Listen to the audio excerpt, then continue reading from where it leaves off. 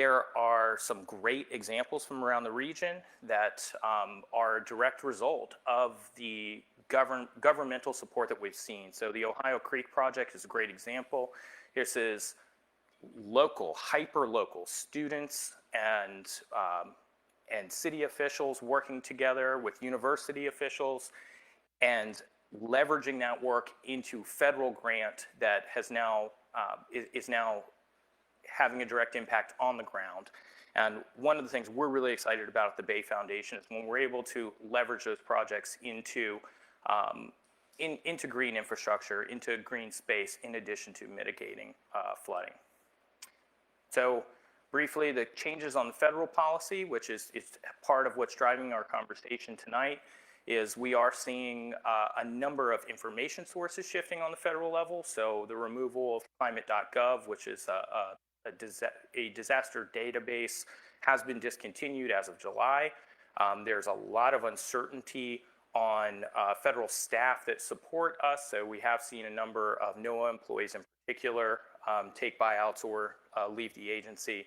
And we have seen the National Climate Assessment indefinitely paused. And this is really the leading planning document when it comes to climate change in the United States, and has been a key resource for states. Some other potential changes in federal support. I won't read through these, but I will highlight that increased cost share and increased demand and competition for limited grants are obviously going to put additional pressure on localities, and so it really is incumbent upon the state to lean in a little bit more. Here in Hampton Roads, these were grants that were ready to go on the ground here at Hampton Roads. They have since been pulled back, and so these are projects that will not move forward currently, but we may be looking to state agencies and regulators to help backfill, because each of these would have helped alleviate flooding pressure here in the Hampton Roads region. So changes are happening on the federal level.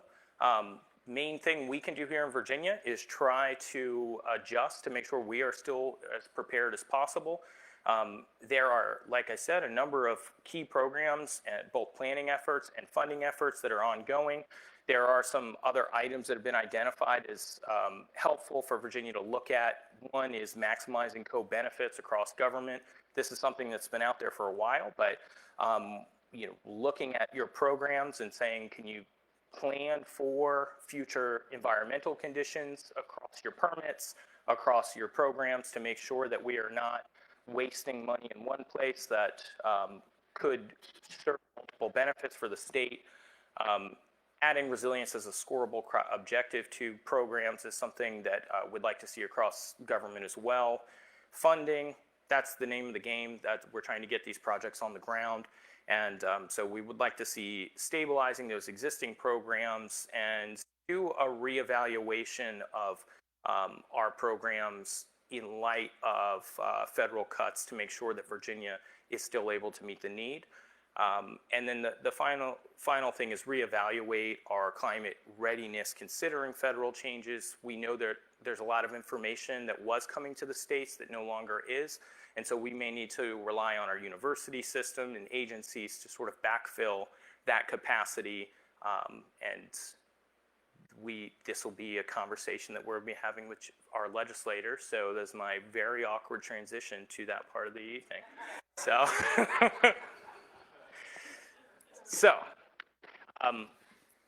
like I said, recklessly fast overview. Happy to talk about these things in more detail, but we really just wanted to give you a snapshot in time and say this is where we are right now. It is a state of flux. With things moving on the federal level, Virginia is going to have to respond. We're going to have to look at our programs and sort of stress test them to make sure that we're still able to meet this challenge in front of us, because the water's still on the streets. So tonight, I'm so excited that we are being joined by Delegate Rob Bloxom, Delegate Bonita Anthony, and Senator Williams Graves. All, as I have mentioned, have not only districts that are acutely impacted, but they are all doing critical work within the General Assembly. Senator Williams Graves, she is our co-chair on the Senate Agriculture and Natural Resources Committee. So if it has to deal with water, it is going through them. And so she has her eyes on all of these items, also representing some of the most impacted locations, definitely in the Commonwealth and on the entire Eastern Seaboard. Delegate Anthony has also been a key voice representing flood issues within the city of Norfolk and the entire Hampton Roads region. Also been a key voice for those communities that have been really left out of this conversation, and making sure that our response to flooding is done in a fair and equitable way. And we're so grateful to her for that.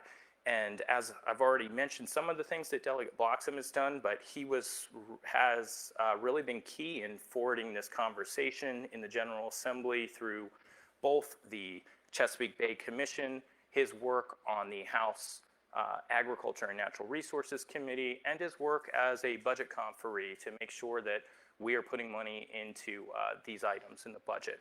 Both Delegate Bloxom and Delegate Anthony have also been serving on the, what is the official name? The federal, what are we calling that?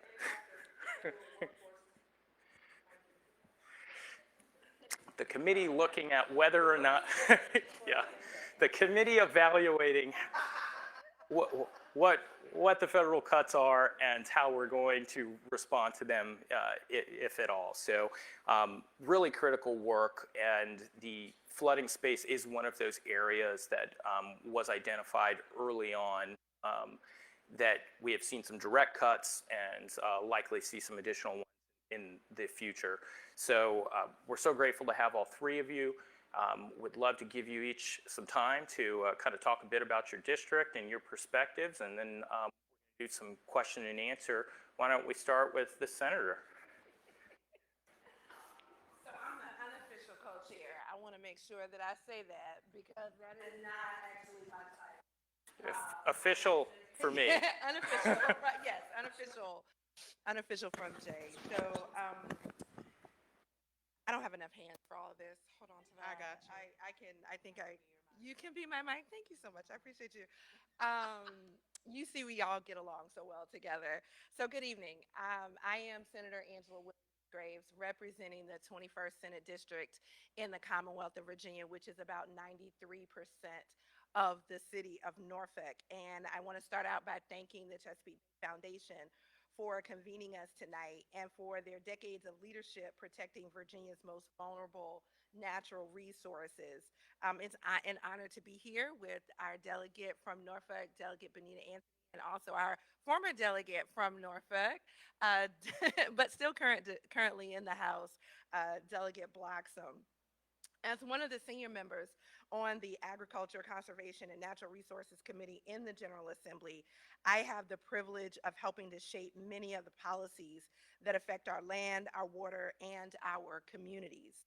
As someone who was born and raised in Norfolk and still lives there every day, I bring not only legislative perspective, but also a practical and lived experience of what climate change means for families in coastal Virginia. In Hampton Roads, we don't have to imagine the effects of sea level rise and stronger storms. We experience them constantly and consistently. Sometimes just, I always say, 5 drops of rain will make you need a rowboat, and it will force you to rearrange your whole entire day. That is how real and disruptive this issue has become to our quality of life. Our region is one of the most vulnerable on the East Coast, and the risks are growing every day. Floodwaters don't care if you are Republican or Democrat. They don't stop at the city lines or at military gates. They affect families, small businesses, and our most critical infrastructure. For Norfolk and all of Hampton Roads, building resilience is not an option, it is essential. That's why the theme of tonight's program, Building a Resilient Future with Policy Partners, is so important. These changes are too big for any one person, one city, or one agency to solve alone. And as you see with the cuts from the federal government, it's really going to take all of us. What we need is a coordinated effort, federal, state, and local governments working hand in hand, supported by organizations like the Chesapeake Bay Foundation, our universities, our military installations, and our community leaders. In the General Assembly, we're working on a few things. We're working to strengthen Virginia's ability to adapt. That means investing in climate resilience, advancing environmental justice, and supporting sustainable infrastructure. We have real opportunities to make progress here in Virginia, and we are poised to leverage federal funding streams that can bring historic investments into our region. But in order for us to succeed, we have to be strategic, collaborative, and ready to act. Local governments need not only state resources, but also policy frameworks that help them to implement projects more quickly and more effectively. I've seen firsthand that bipartisan collaboration is possible in this space, as evidenced by this panel. We may not agree on everything in Richmond, but we can agree that protecting our communities, our economy, and our way of life is a non negotiable. This is not about one bill. It's certainly not about one budget cycle. This is about a sustained commitment over decades. And at the heart of the work, there are partnerships. No legislator, no one committee, no mayor, no agency can do it all alone. It takes all of us embracing science, policy, advocacy, and the voices of everyday people like we have right here in this room. For me, resilience is ultimately about people. It's about keeping families safe. It's about protecting livelihoods and ensuring that future generations can inherit a healthy Chesapeake Bay. I'm proud to bring both my legislative role and my Norfolk perspective to this work, and I'm grateful to stand alongside so many committed partners in this room tonight. So thank you again to the Chesapeake Bay Foundation for hosting us, and thank you all for being here. I look forward to the conversation. Awesome.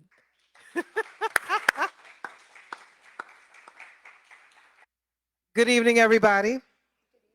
I feel like we're on the dating game. I'm dating myself here. I'm Delegate Bonita Anthony. I represent the 92nd House District.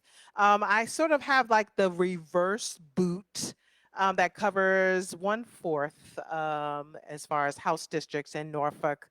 I do have communities from Chesterfield. You saw a map of my community where, had the Ohio Creek Project. I have the south side of Norfolk with Campostella and Berkeley. Also have all of downtown, Freemason, Ghent, Lambert's Point, all the way up past Old Dominion University. Me and Delegate Phil Hernandez split Magnolia Avenue. And a little bit of more communities within in between, but that's about 70% of that district. The other 30% covers northern Chesapeake, which we call South Norfolk, which also has its own coastal issues, right? And so, I'm also co-chair with Delegate Phil Hernandez of the VEER Caucus, which is the Environment Renewable Energy Caucus, as well as a member of the study of the impact of federal workforce and funding reductions. My goodness. And so being a part of that particular emergency committee, we traveled across the Commonwealth and we kind of delved into, and we did a fast track. So every month we were everywhere from Northern Virginia to Hampton Roads to all the way in our friends in Southwest Virginia, it's all over the place. And so we were taking in lots of information on every sector, from transportation to our healthcare infrastructure, to our food insecurity, to our port And of course, what are we going to do about our environment and our climate resiliency? And so, being a part of that particular committee, it's like we're churning data. We just kind of got a whole bunch of things going on there. And, what we found, of course, our final report was delved out actually 2 weeks ago, and it is public now. And of course, the presentation actually showed you what the cuts were coming from the federal government. And mind you, those communities like Aberdeen over in the peninsula, different communities, they have been historically disenfranchised, historically ignored. A lot of them are predominantly Black communities. And so, once we're talking about climate resiliency and flood mitigation and all of that, and so once we start picking and choosing, and once funding formulas, says, hey, this is of value, but this is not of value, but you have a large number of folks who live in a community where, a formula says that you don't have value. So we're not going to protect you as much. And so that's kind of our story here in Norfolk. And of course, we're pretty much ground zero in Hampton Roads. And it doesn't even have to rain. I live in the community of Ingleside, and so we are a part of one of the tributaries of Elizabeth River. And so right in the court I live, and actually the subsection or subdivision within my neighborhood, we have to, go around and cross the street where, there is a creek right there. And so, we have lots of tidal flooding that will kind of block 50 homes. Can you imagine when we have a snowstorm, when it ices over, and we can't get out? There is a paper street, but we can't, lots of folks have tried to get out and got stuck. A lot of times we have to call the city and drain, the area so that the water would go down just a little bit. And we did have the Elizabeth River Project to come out there and do some nature-based mitigation out there. They brought some young folks from school-age children out there, and we have lots of nature-based things that helps a little, but we still have those issues. And so, the Wetlands Watch, they love us because we are definitely on their app taking data and taking pictures and uploading because, and a lot of times when there is a storm coming, and mind you, we got two have developing now, I have to alert all of my neighbors because we have to park on the back end of our street, and there is a way to walk through my backyard to that other street so you can get to your car. So I have to let everybody know, okay, everybody, backyard's open. We're going to have a storm. And so that's kind of the way of life for us. And so, it shouldn't be that way. And unfortunately, it costs lots of money to mitigate all of that.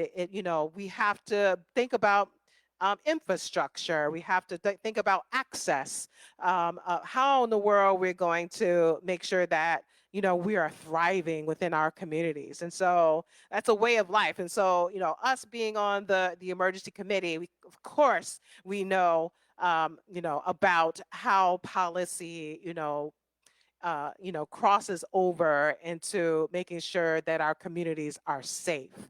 And so I think, with our own lived experiences comes good framework. It comes, a fight in front of appropriations about, hey, we need to put more money into this fund because right now that's what the city of Norfolk says. Because, we're trying to, get a flood wall, mind you, that's a few $1 billion and then of course Norfolk has to put up its share. They can't afford to put up all of its share. They need the state's help. But we're going to have some challenges because we have to also mitigate safety net programs for folks so that people can take care of their families, they can feed their children. and so forth. And so we have to take all of that into consideration when we go into the 2026 legislative session.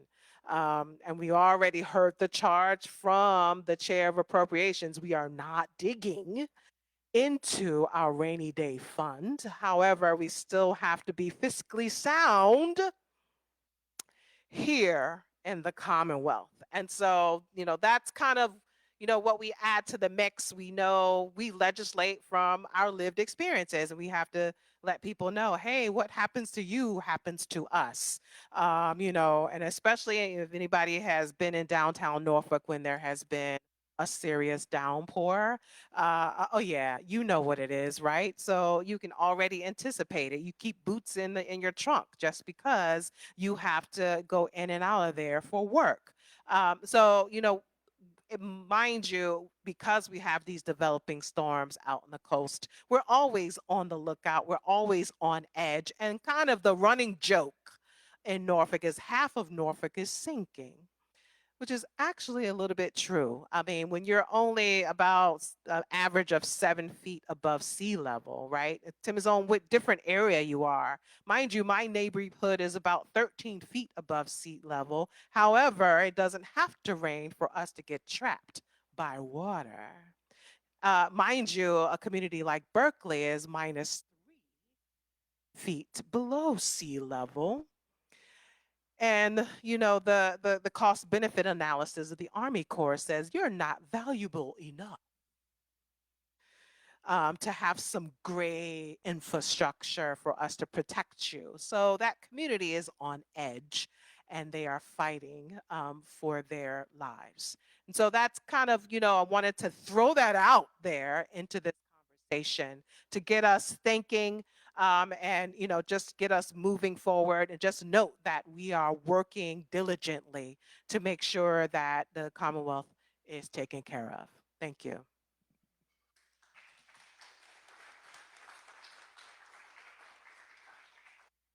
So my name is Rob Bloxom. I represent the Eastern Shore. It's the 100th district. And in 8 years, I was in Norfolk. I had Willoughby Spit with a pie slice up Granby. So I was in the middle of Norfolk. Well, what I had was the beginning of what I call fortifying Norfolk. We're going to build a wall around Norfolk. The Corps of Engineers loves to build. That's what they love to do. So one of the plans is to block the river, and when it rains hard, they're going to pump the water into the ocean and keep the water from coming up. And listen, what could go wrong with that plan? I'm sorry.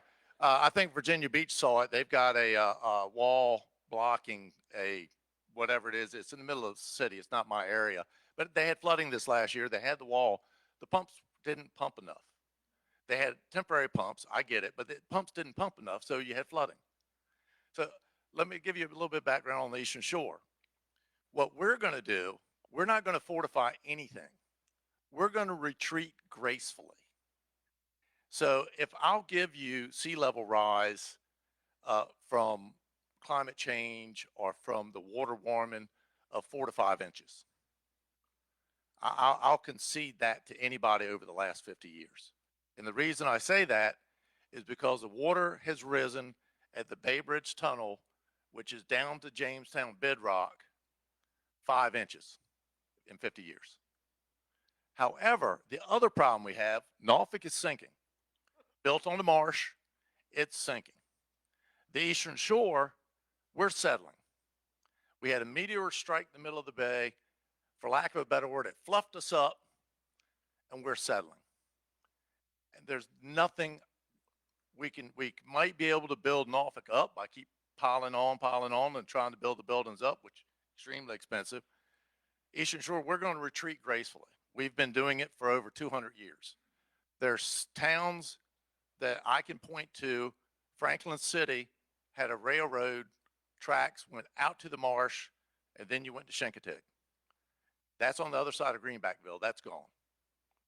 The ocean barrier islands naturally retreat to the west. They roll back. The sand rolls back.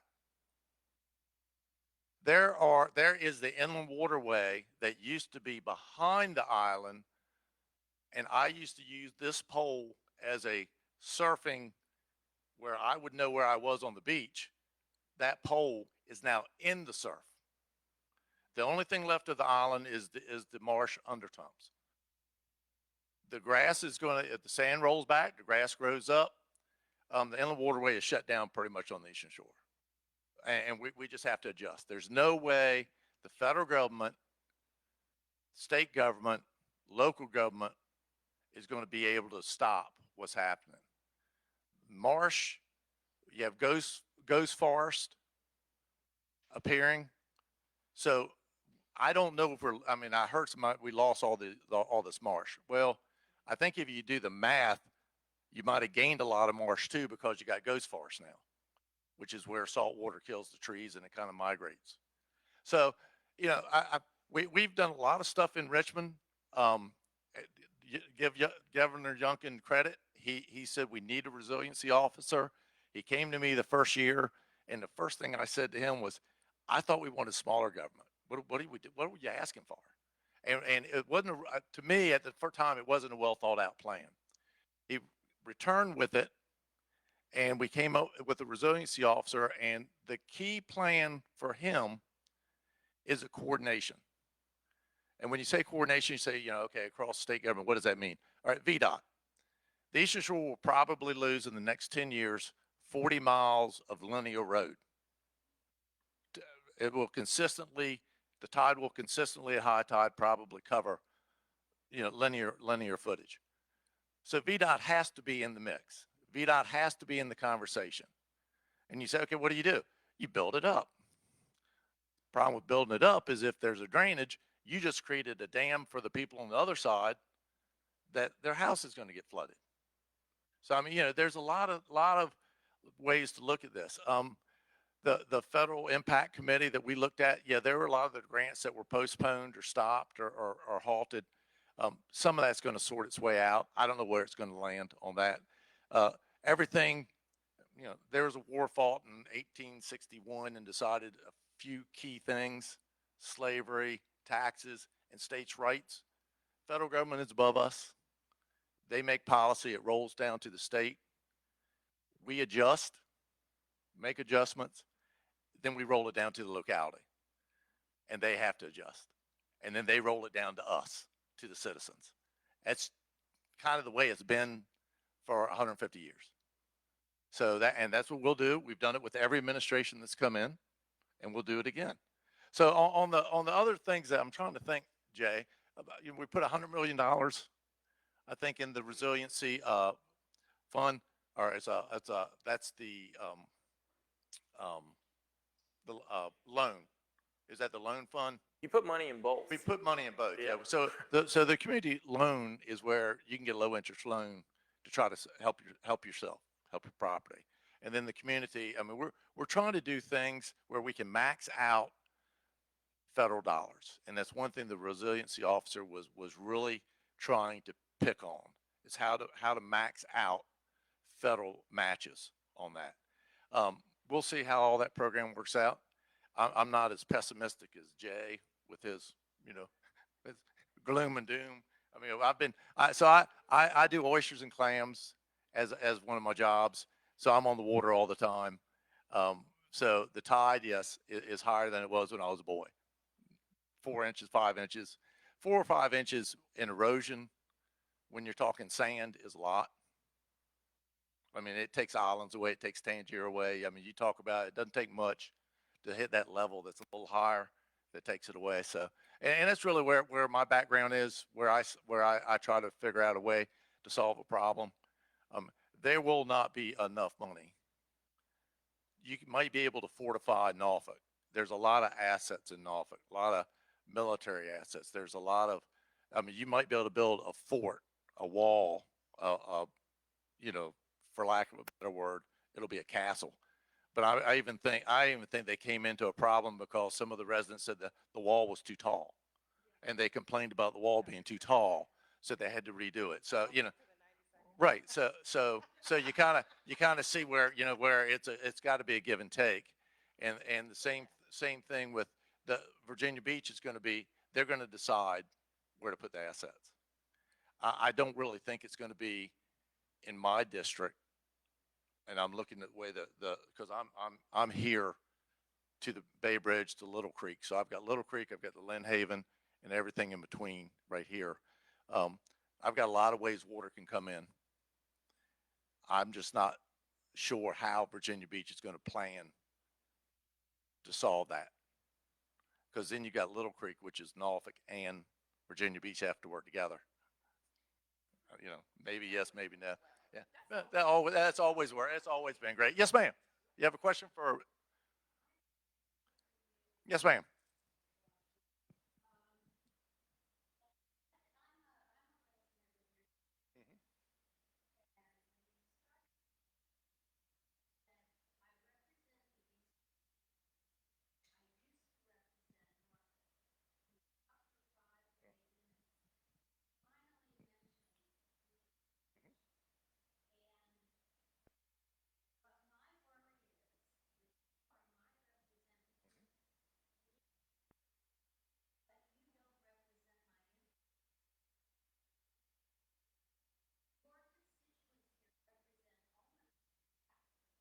Almost.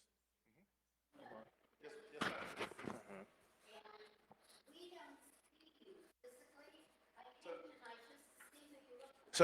So let me answer that because like I said, I covered Norfolk for 8 years. Same question. You know, why are you here? Well, constitutionally, I have to be. It's 87,000 people or whatever I'm supposed to represent. So that's the way they drew the line. And what I would always ask Norfolk is when I come to visit or go to eat or whatever, how am I supposed to let you know that I'm in the area? Now, it's a little different on the Eastern Shore than in Virginia Beach because I'm representing you in Richmond on whatever Virginia Beach more or less asked me to do. So you have, yes, ma'am. I, Mhm. Well,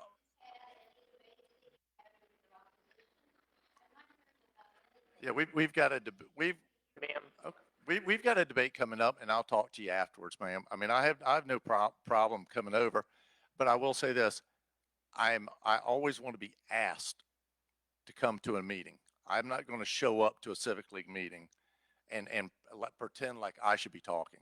I mean, I'm not. That's just not me. So you know, I want to be asked to come to participate.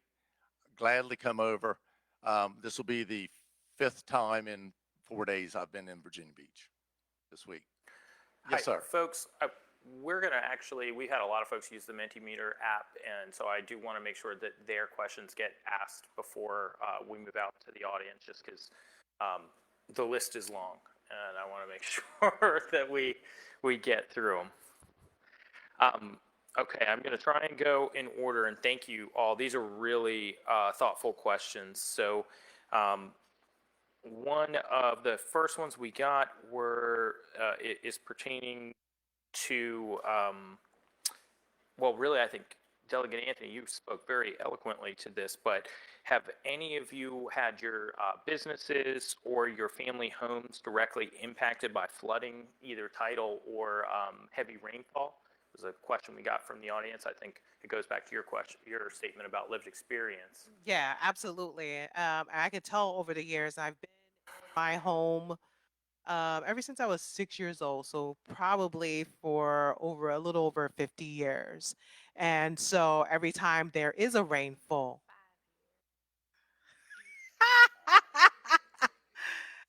yes, correct. I want to date myself, right? But yeah, I can tell that every time there's a rainfall that half of my backyard is sinking.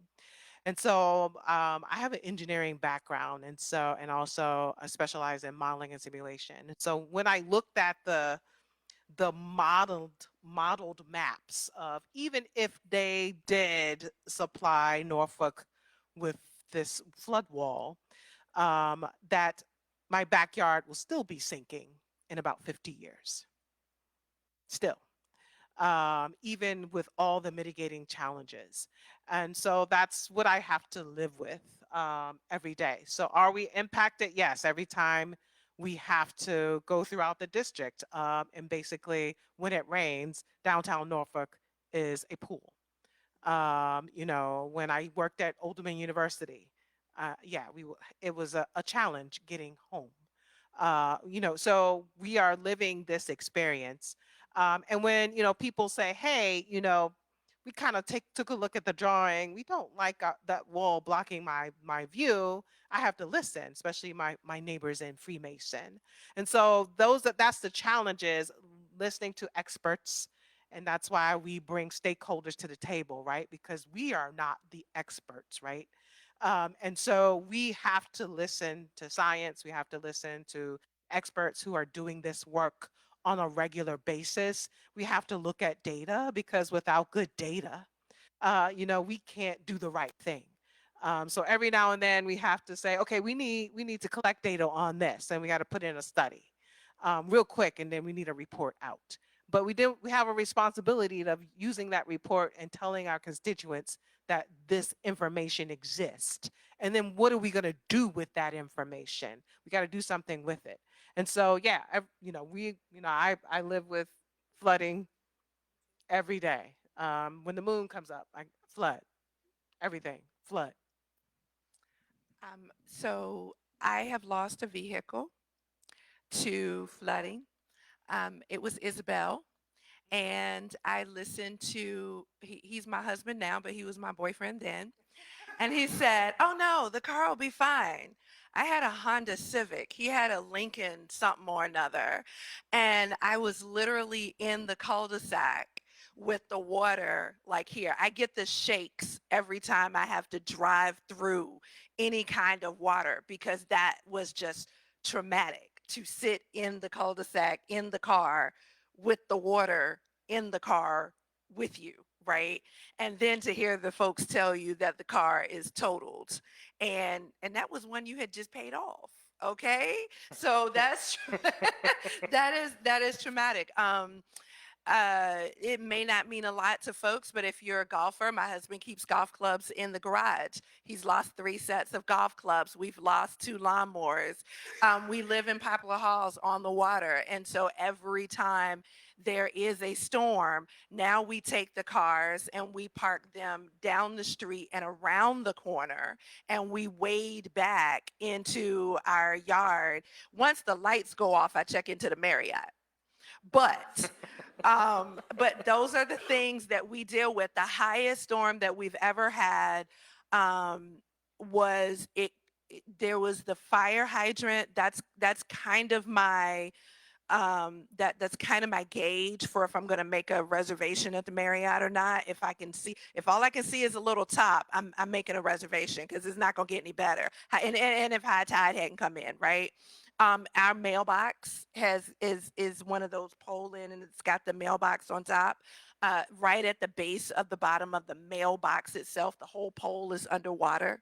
I often post pictures. If you follow me on social media, I often post pictures when we have storms and things. We had a retreat last week in the rain on Tuesday, the only day it rained in the week. And we had folks coming from out of town for manufacturing development, and we had a tour, and we had rain, and we had flooding. So we live with rain. I grew up in Bonita's neighborhood. I grew up in Ingleside with the water coming up out in from the Elizabeth River into our backyard. Up, it only got up to like the 3rd step. So I could still see the first and second step going down. But my understanding now is that folks who live in that house have replaced a couple of air conditioning condenser units outdoors because of flooding. So it is real. It's a real thing. And we do share your pain. Yeah. Not so much with rain. I mean, we've got so many fields and things, and even and sandy soils, and, and really here too. I mean, sandy. Once it goes down, it'll do.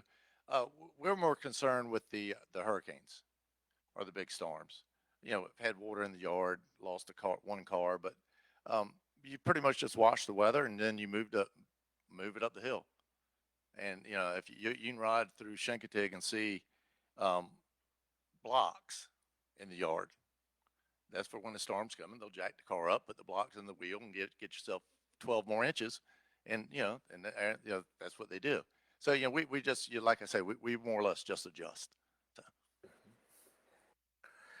So I think, when we're talking about that, we have the privilege of being able to move to higher ground. But a lot of times, we always have to think about the folks who don't have access, who don't have the privilege. So we always have to insert transportation. We always have to insert other things. When we're talking about affordability, it's not just making the rent. It's about safety, it's about access, right? And so, we have to have multiple conversations. And so we have to approach legislation from a multi-pronged approach. We cannot be single-minded in everything that we do. I think that's a really good lead into, I'm going to kind of combine a couple of questions here because I think you all have sort of touched on this.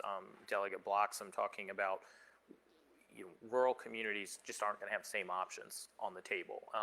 And we didn't really dig into this, but we have a couple of folks asking about how resilience dollars can be handled in an equitable fashion. And there are some policy mechanisms, but one thing I want to make sure everyone understands is the biggest driver when we talk about the federal dollars in particular is your tax base. And for rural communities, it is just a structural reality that we won't pencil out on on the competitiveness. And so it's I appreciate that Delegate Bloxom uses the term retreat gracefully because we don't have a lot of other options. So I think that's really important that people understand that they are parts of the state will be will have difficulty being competitive. Rural communities, and as Delegate Anthony referred to earlier, even the Army Corps project has been, I think, plagued by equity concerns in part because the decision was made around tax base and what you're going to protect. So that's been sort of a reality in the space. But Virginia, maybe I can give you all the opportunity to talk to how Virginia has specifically tried to respond to that, because I think we see that reflected in our Community Flood Preparedness Fund in particular. And it has made some of our communities that wouldn't score on the federal level more competitive.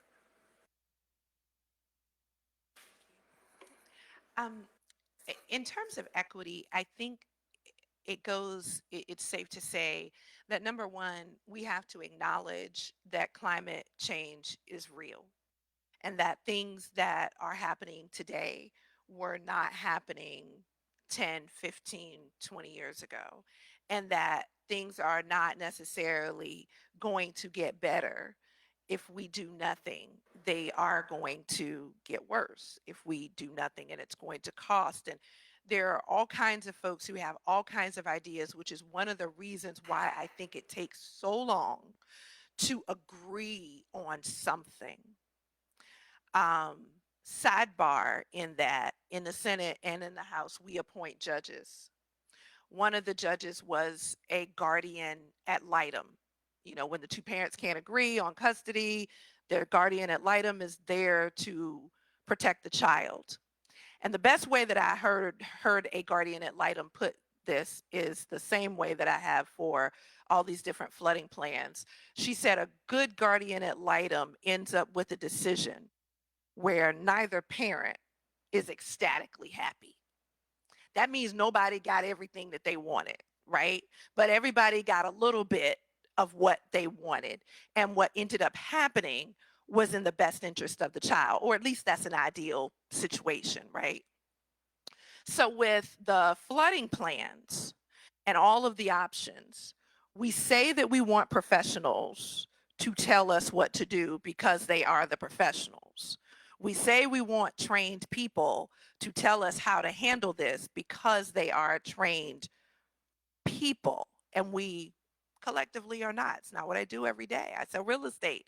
I'm not an engineer. And so then when the plan comes, we dissect the plan as if we are the professionals and we are the experts. And so we've got to either accept the experts' plan, maybe with some tweaking, I agree, for lived experience that may not show up on a map, that may not show up in a survey, for people who may not come to a town hall meeting or something or another like that. But at some point, we've got to decide what is best for the city at large.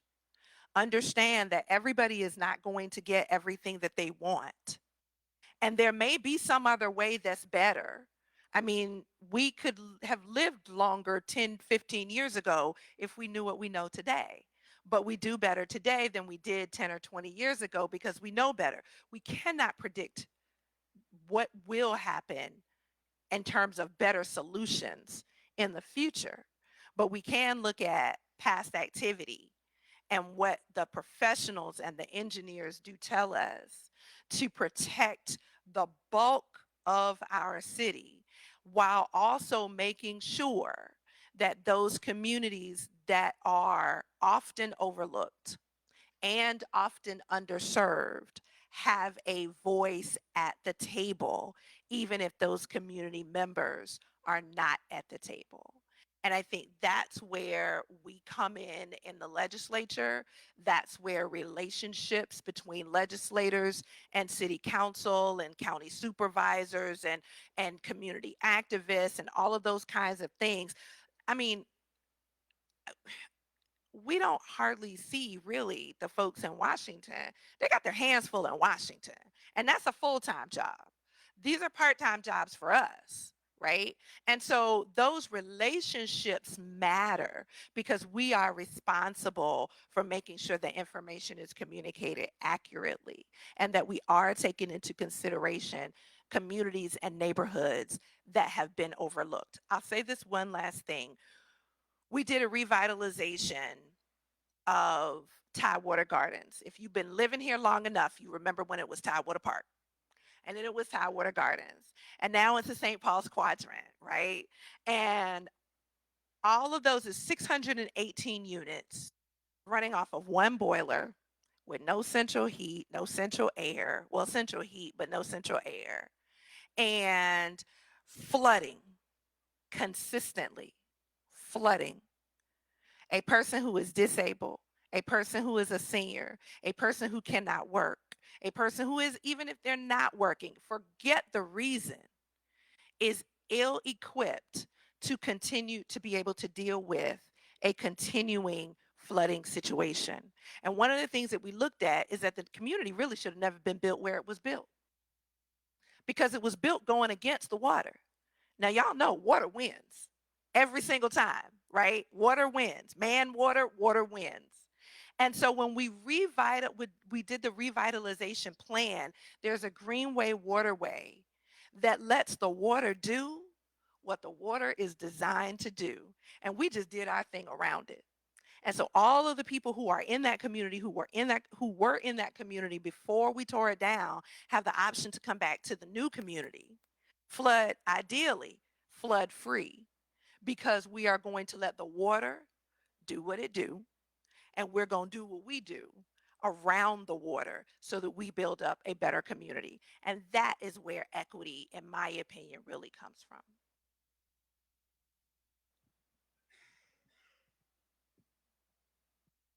Delegate Bloxom, we have one very specific for you, dealing with saltwater intrusion on the Eastern Shore, and asking what has Richmond done to sort of look at some of these groundwater issues that are driven by some of these climate pressures. Well, the sole source aquifer on the Eastern Shore is probably the most studied aquifer in the state of Virginia. They've had test wells over there since I think the mid 80s. And so what would happen to us on a single source aquifer we can drink all the water we want and we don't sink. I think you all have a problem with sinking. We're going to have salt water come into into our sides. So we'll have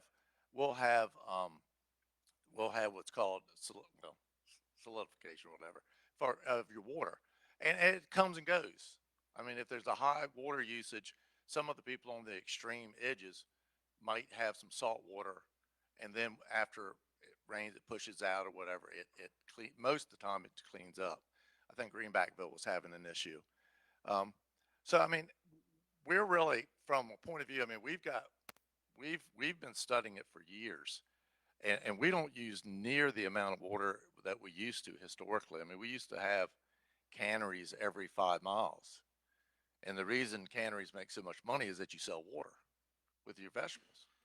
So you know you have value added crops, but we had canneries that were pumping 1 million gallons a day every day.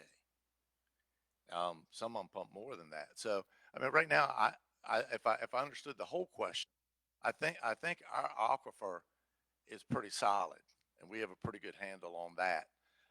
Our issue is just going to be the 5 or 6 inches that's rising of salt water is starting to go across the land, and an issue that no one's really talking about with a higher water table. Then all of a sudden you're septic. We have a lot more septic issues. Hence, that is a extreme problem for the bay. You can pump it out all you want, but you're going to be pumping salt. You know, you're going to be pumping water. So water tables are up. Health department's done some studies about above ground. Almost any house now on the shore, you're going to have an above ground. It's about a $40,000 system, between a $30,000 and $40,000 system. So that's added to the price of a house, and they have to be maintained. So yeah, there are certain issues that we're going to have to deal with. So with that, I think the freshwater aquifer isn't as big of a concern to me as the rising water level, rising water table. I think it is more of a concern. I'm going to ask because it's like a hand grenade and I want to see everyone's response. So, should governments intercede in the property insurance markets given that they are affected by climate? If so, how? I'll provide with the caveat that we have seen states get involved in insurance, particularly, Florida comes to mind, but we got a volunteer. So glad you asked. Yeah. So here's where my issue comes in with insurance and property. My issue comes in with homeowners not being made aware of why their insurance rates are being increased. My issue comes in when a blanket statement about crime is used to increase property insurance rates. My issue really comes in is that we pay and we pay and we pay. And if you are fortunate enough to never have a claim, my very first home that I ever bought, I still own it. I bought it in 2002. I've been paying homeowners insurance every month with my mortgage. I've never had to make a claim on that property. And over time, as everything does, my homeowner's insurance has increased. I left one company because it almost doubled and nobody could tell me why.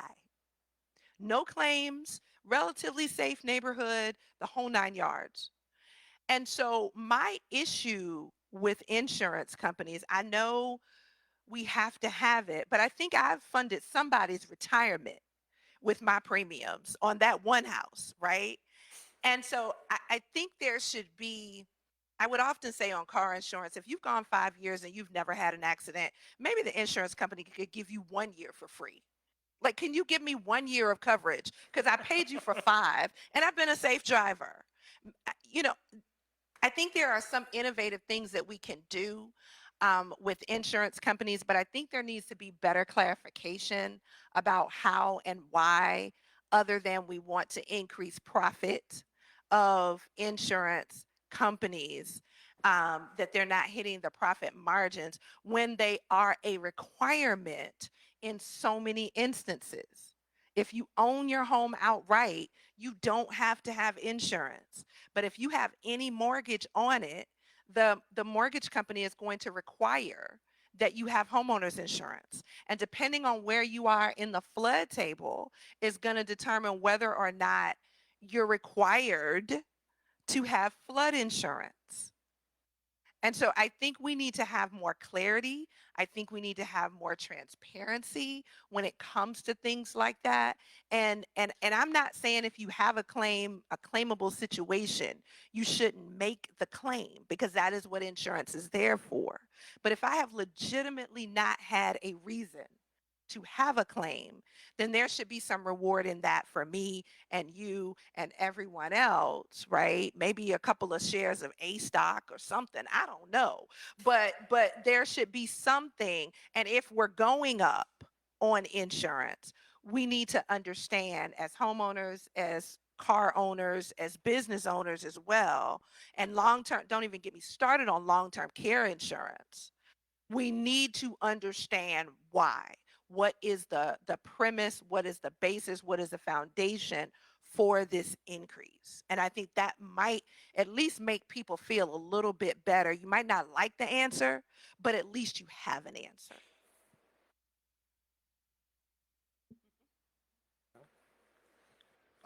Actuarial, how do you say that word? Actuaries.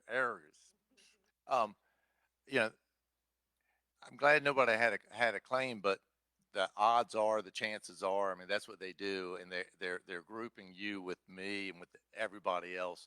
I think you're probably better off to let the free market work on that. What I don't want to see happen is insurance companies redline, where they want to cherry pick and we'll take this group and not the people on the coast.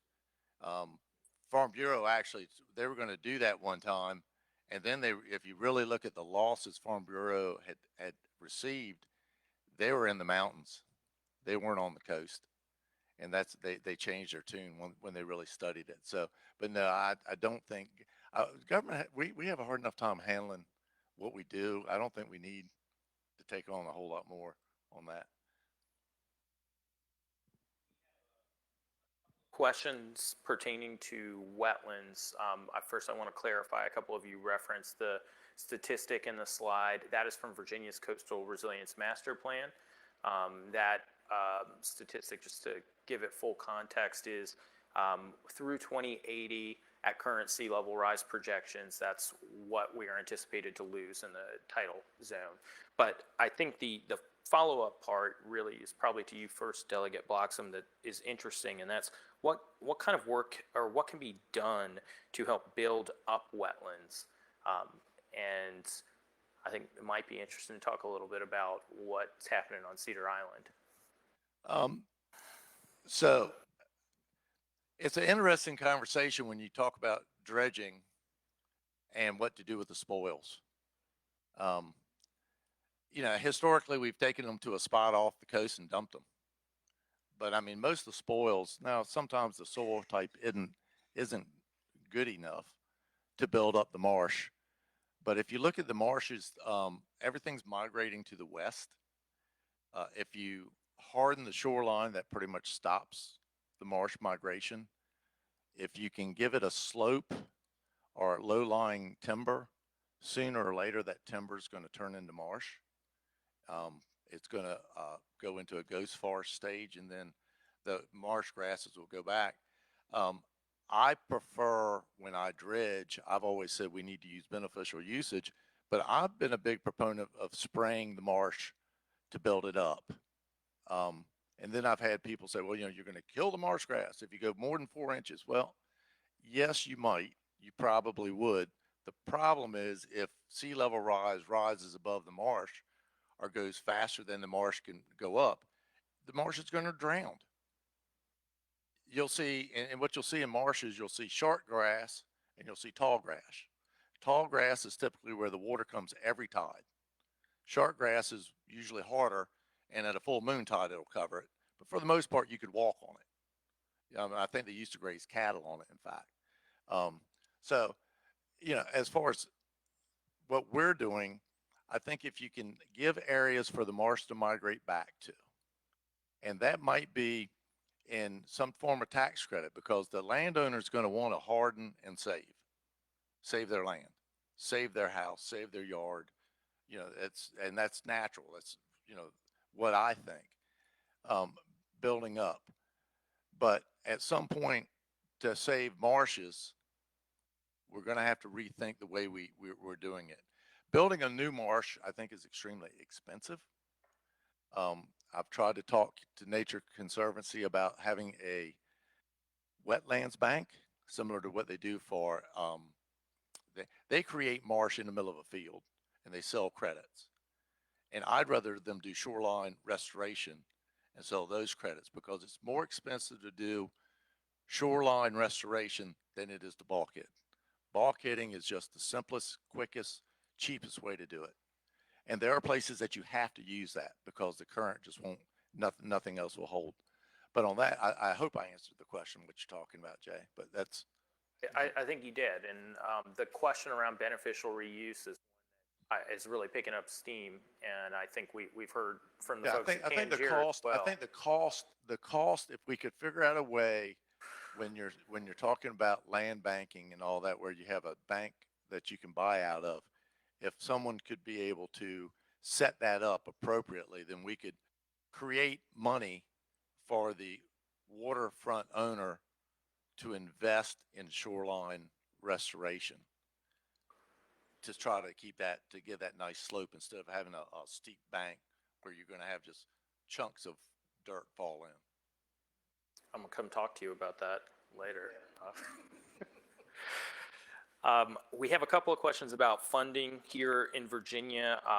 So I think we covered it in here, but I just want to make sure everyone knows our Community Flood Preparedness Fund was historically funded through the Regional Greenhouse Gas Initiative, and then recently we've seen general fund dollars from the folks in the General Assembly have committed $100 million in funds to that.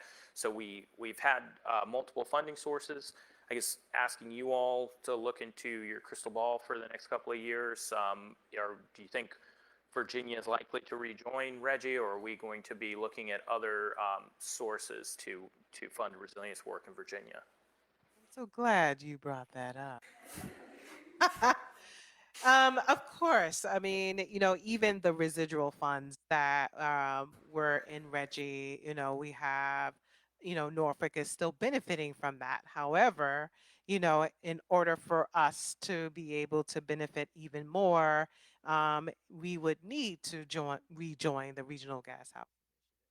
I think that's, really looking at that very closely about those dollars that will put monies into those funds, because really it's not sustainable to tag the general fund the way we have done, or we're currently doing, and so we need a sustainable source to make sure that we have something to work with. Ditto that. And the one thing I'll add to that is, with all of the things that are being cut in the federal government,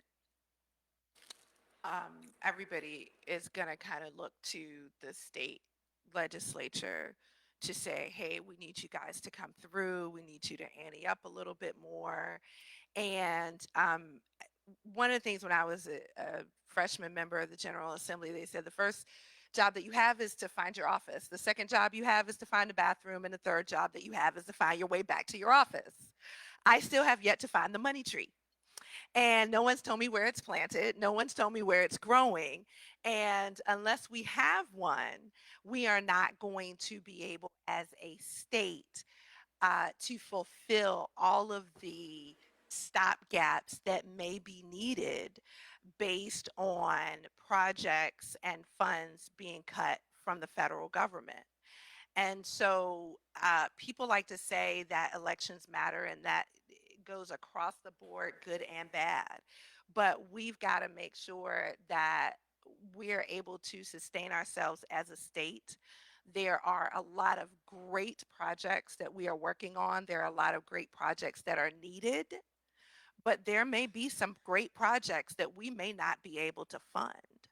And so I hate to kind of be bad news Betty with that, but that's just I have yet to find the money tree. And if senior members know where it is, they have not shared that information. So I have a little bit different view. I've been on appropriations for 6 years and a Comp-Free for 4. So I am not a fan of Reggie. I I just think that's a roundabout way to have taxes. If we need money for resiliency and resiliency projects, why don't you just tax it? Put it right on the put it right on the electric bill. Say this is what we're doing with Reggie is sending it to an auction house, losing about 10% of the proceeds, and then they send the money back to us. I mean, it's like a roundabout way to do it. I've always just said if you need it, it's important, then you've got to have a backbone and vote for a tax increase. That's awful hard to do in Richmond. I mean, I get it. I mean, I'm there.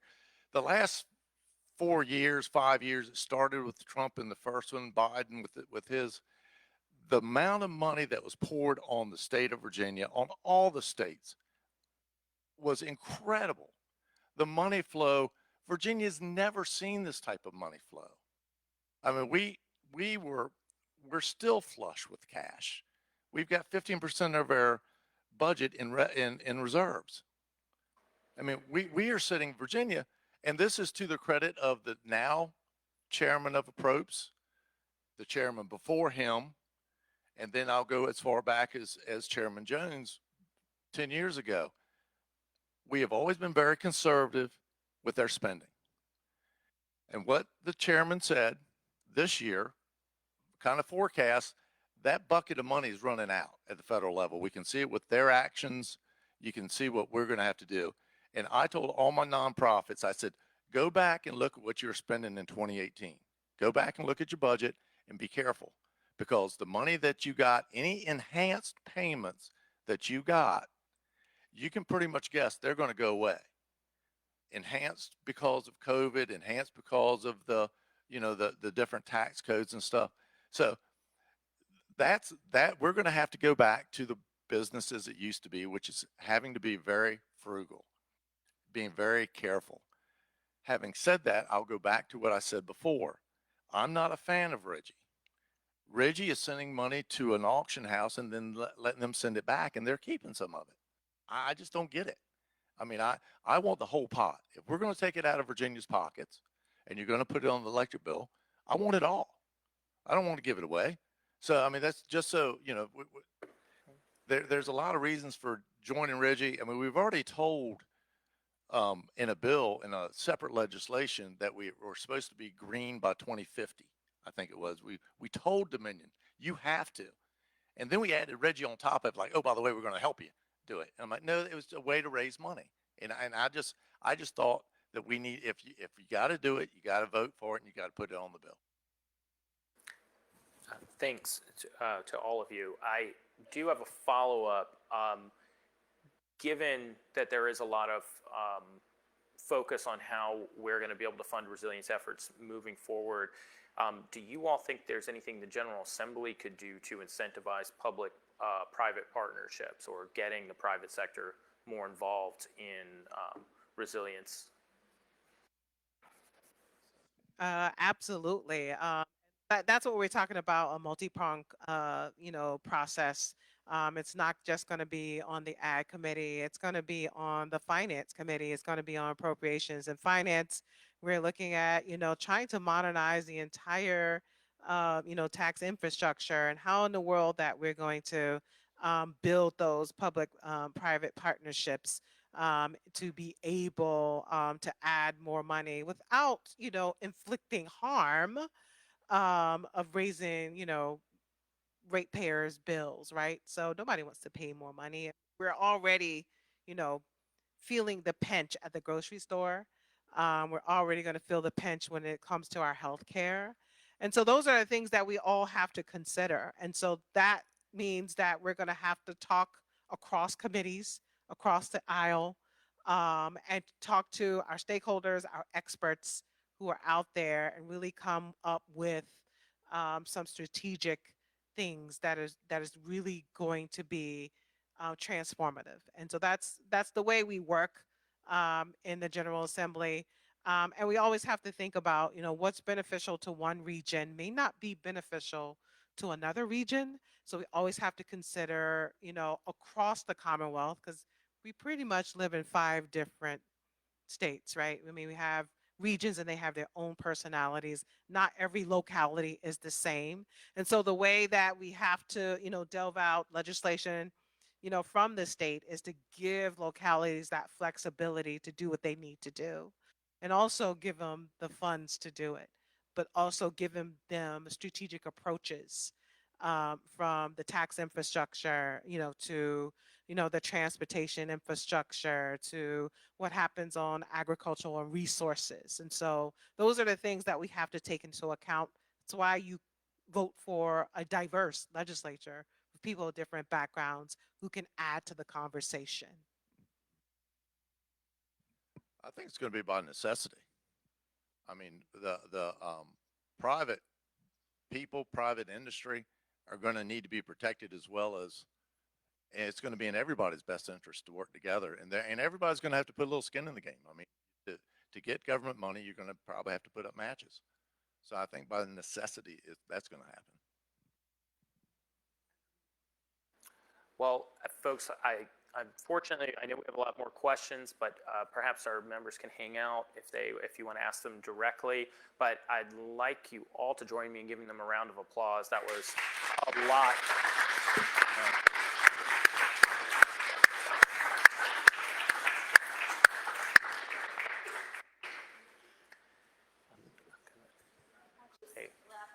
There's an evaluation on your program, QR code for an evaluation in your program. I know you all know how to use QR codes because you do all those great questions, or behind me. So please fill out the evaluation. I think Jessica has a basket, so you can drop the evaluation in there if you picked one up at the registration.